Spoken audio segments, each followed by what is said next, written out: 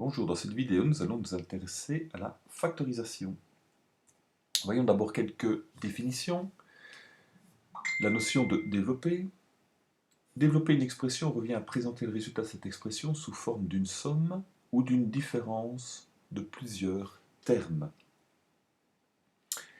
Et donc, si on a une expression littérale ici qui est écrite sous forme de produit, produit de facteur, 5x fois 2x moins 3 fois 2x plus 3, et bien en développant cette expression-là, on obtient une somme et ou une différence de termes. Donc on passe d'un produit à une somme et ou une différence. Maintenant, si l'on factorise, c'est ce qui nous intéresse dans ce chapitre-ci, donc factoriser une expression revient à présenter le résultat de cette expression sous forme d'un produit de plusieurs facteurs. Donc la factorisation va transformer une somme ou une différence en produit. Donc c'est le contraire de développer. Voilà. On fait un développement ici, là, on fait une factorisation. Donc on part d'une somme et ou une différence de termes et on crée un produit de facteurs. Tu as déjà rencontré l'une et l'autre notion en première et en deuxième, notamment via la distributivité, d'accord? Ben voilà, pour développer une expression littérale, la distributivité, et pour factoriser, eh bien ça, tu l'as vu également. Et on va la revoir évidemment dans ce chapitre-ci. Alors voici, nous allons voir les différentes méthodes de factorisation. La première, celle que tu as déjà vue les années précédentes, c'est la mise en évidence. Alors, la mise en évidence, rappelle-toi, elle consiste à extraire de deux ou plusieurs termes, donc c'est-à-dire de sommes de différences, les plus grands facteurs communs, donc P, G, C, D, les plus grands communs diviseurs en fait. Alors, prenons le premier exemple, qui est très simple, 5A plus 5B. Ici, on observe qu'en fait, le coefficient numérique est le même dans les deux termes, donc c'est ce facteur-là que nous allons mettre en évidence, donc 5. Ensuite, entre parenthèses, nous allons remettre en fait le résultat de la division des termes, d'accord, par le PGCD, par le facteur qui a été mis en évidence. Donc 5A divisé par 5, cela nous fait A, on donne A, et 5B divisé par 5 nous donne B. Alors, évidemment, on ne peut pas laisser l'expression comme ceci, parce que sinon, par priorité des opérations, eh bien, nous n'aurions que 5A plus B, or nous avions 5A plus 5B. Donc, en fait, il faut ici veiller à mettre des parenthèses. Alors, c'est une somme au départ, et donc dans nos parenthèses, nous avons également une somme. On ne change pas le signe. Et donc là, nous voyons que nous avons créé en fait une expression littérale qui est de la distributivité simple. Et donc si on redistribue 5 à A et à B, nous obtenons bien l'expression de départ. Alors pas oublier évidemment de mettre le point, mais des fois il peut être omis ce point-là, d'accord? Si on ne le met pas, c'est quand même, bon, tu sais bien que le signe du produit, à un moment donné, on peut ne pas l'écrire. Expression littérale suivante, 15 mn-9 bm.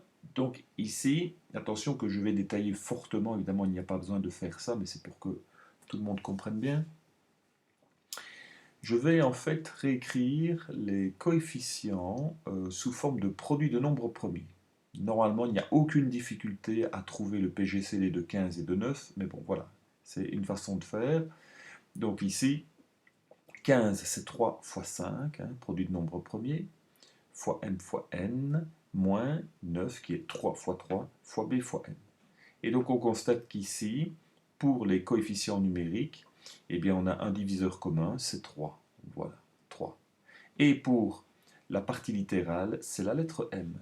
Donc en évidence, je viens mettre ce facteur 3 et ce facteur m. Et évidemment, dans mes parenthèses, je tiens compte du signe qui est notamment le signe moins, ici une soustraction. Je viens mettre le résultat, d'accord, donc le quotient de la division de mes termes par ce facteur qui a été mis en évidence. Ou alors, il suffit simplement de regarder ce qui va rester au niveau de mes termes une fois que j'aurai enlevé les facteurs correspondants. Et donc là, on voit qu'il me reste 5 et n, voilà, donc 5n. Ici, il me reste 3 et b, donc 3 fois b. Attention, c'est toujours bien une multiplication, d'accord? C'est pas, on n'additionne pas, on ne soustrait pas entre les facteurs qui sont ici. Et donc, ici, ben, on simplifie évidemment l'écriture, on va tout accoler, donc on a 3m fois 5n moins 3b. Voilà. Rien de compliqué, vu que ça avait déjà été vu. Expression littérale suivante, 12a carré plus 6a. Et donc ici, on remarque qu'en fait, dans la partie littérale, nous avons un exposant différent de 1. Et donc ici, si je refais la même chose, je vais réécrire mes coefficients numériques sous forme de produit de nombres premiers. Donc 12, c'est 2 fois 2 fois 3, puis j'ai fois a carré. Et 6, c'est 2 fois 3. Voilà. Donc on voit que en commun, il y a les facteurs 2 et 3. Donc je viens mettre 2 et 3.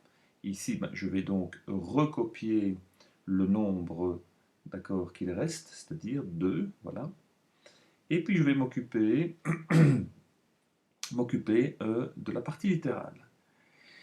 Et donc souviens-toi la règle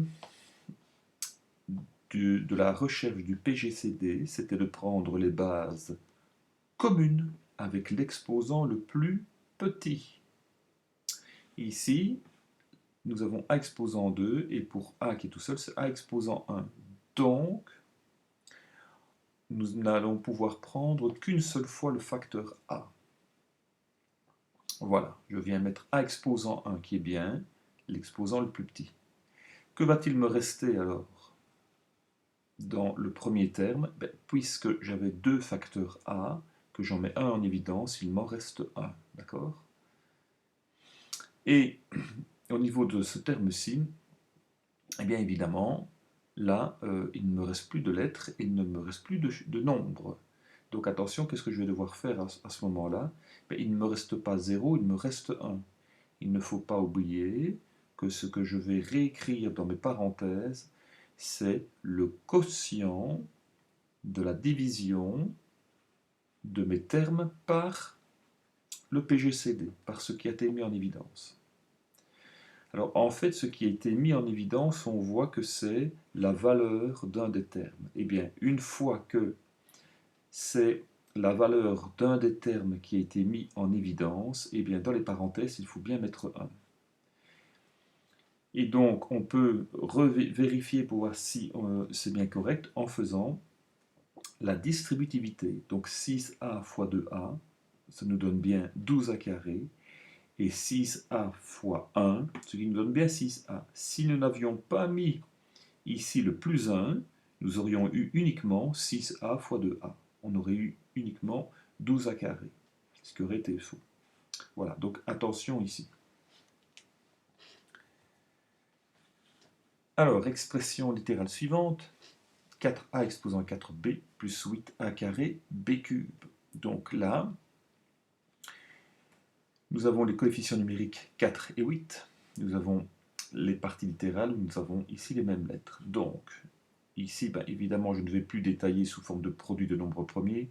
Entre 4 et 8, on voit bien que le plus grand commun diviseur, le PGCD, c'est 4. Et pour les lettres maintenant, donc les mêmes bases, nous allons prendre la base avec l'exposant le plus petit. Donc entre A exposant 4 et A carré, eh bien c'est A carré que je prends. D'accord? Et donc oui, ici en mettant 4 en évidence, évidemment, là il nous reste 2, puisque nous avions 8, donc il nous reste 2. Lorsque je mets en évidence A carré, eh bien pour le premier terme il me reste A carré, pour le second il n'y a plus de A, puisque c'est l'entièreté qui a été mise en évidence. Et pour B, je ne peux mettre qu'une seule fois le facteur B en évidence. Donc dans le premier terme, évidemment, je n'en ai plus puisque je n'en avais qu'un seul. Et dans le second terme, il me reste bien 2 facteurs b, donc b au carré. Et je simplifie l'écriture en n'écrivant pas ici le signe opératoire de la multiplication.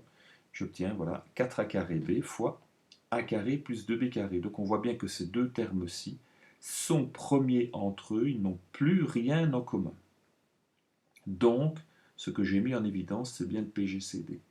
Et si je refais la distributivité, eh bien, j'obtiens bien l'énoncé de départ. Donc ma mise en évidence, ma factorisation est bien correcte. Bien, cette première vidéo est terminée, on se revoit pour la seconde, pour de nouveau de la mise en évidence, mais légèrement différente. À bientôt.